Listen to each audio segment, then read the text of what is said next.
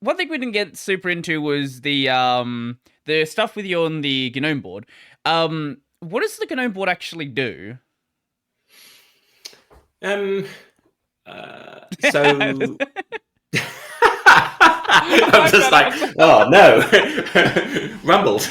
No, there's kind of some obvious legal stuff. So, Uh-huh. so the directors, so every nonprofit is a corporation. The directors Right. of the corporation are responsible for making sure that the resources are being used appropriately. We talk about fiduciary duty, stuff like looking at the budget, deciding how much money we've got, how much money we're going to spend.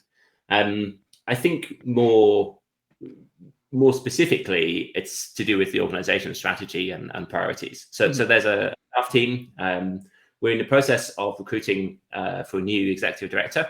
So we re-advertised the role actually last week. So if anyone knows any non-profity leadery people who understand open source, please do get in touch. But there's a team of sort of 5 or 6 staff members who work for the foundation with different responsibilities, and the board should be kind of agreeing with them basically what the foundation should focus on, the best ways for us to support the GNOME community, the best ways for us to get the message of GNOME and free software and the open source desktop and get that out into the world. So it's kind of holding the organization to account that we are doing good things with the money and the resources, in a sense, entrusted to us by the community and the donors that support the foundation, and making sure that there's a reasonable plan that translates from dollars in the bank accounts to stuff that we do and why we think that's the right thing to do to promote the mission and to support the project and the organization. Yeah. Okay. Makes sense. I have things on here. I thought I was gonna be able to lead that into something. I didn't think this through too far.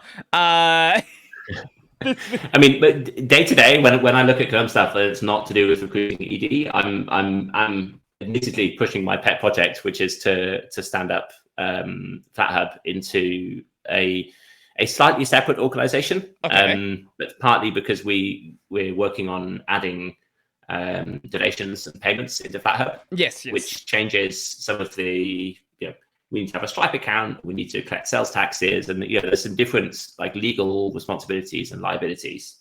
And there is a small, very small, but there is a small chance that we would sell lots and lots of proprietary software on FlatHub, and it would end up doing something that was no longer consistent with the mission of the GNOME Foundation. Right. And so having it in a separate legal structure, so we're thinking FlatHub LLC basically, allows us to basically protect the GNOME Foundation by moving FlatHub into a separate corporation or selling it or donating it to the Linux Foundation or whatever. It gives us options to kind of separate the what FlatHub is doing from what GNOME is doing.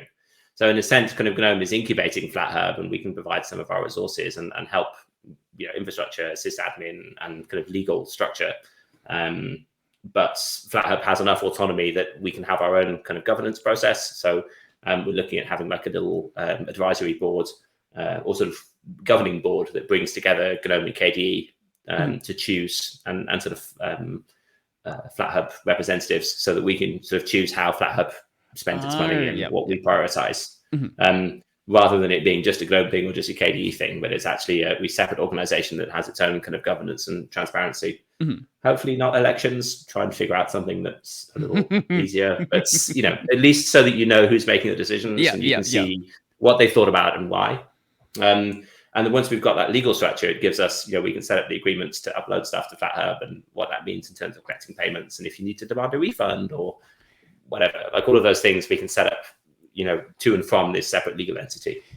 So it creates a bit of kind of back office work, but it protects the GNOME Foundation from doing something that's a bit different to what we're currently doing. I mean, ultimately, we're doing it because the likely case and what we hope will happen is this improves the quality of software and availability of software for free and open source desktop. So we think it's a good thing having more apps, and that's not a GNOME thing. That's a whole kind of Linux community thing. Which is why we're working in partnership with KDE to set it up. And it's my sentence is just completely gone. Nope. It's not just tech problems today. It's also out of brain error. yeah, so being able to set it up as a partnership and being able to promote those things, we think will be beneficial for users and developers, and also just trying to open some new economic models. So the GNOME Foundation has done a lot of work on diversity and inclusion and trying to remove barriers of entry to our community, and just this idea of being able to kind of work on free and open source software and have it kind of help to pay your bills. So I'm not saying it's the answer and it's going to work straight away, but at least being able to say we're opening the door to more people if there are ways for people to charge money or get donations, or we're giving the options of economic models. Exactly which will be the winning option or what people choose or how developers will use it. We're trying to not sort of tell people exactly how they should use it. We're trying to give controls out so that people could kind of run their own experiments and kind of open up that conversation with their users and with the community. That's trying to not make money a sort of bad word, and actually say more people can do this and more people can develop software that solves their problems if we give them options to also could have put a roof over their head or pay the broadband bill.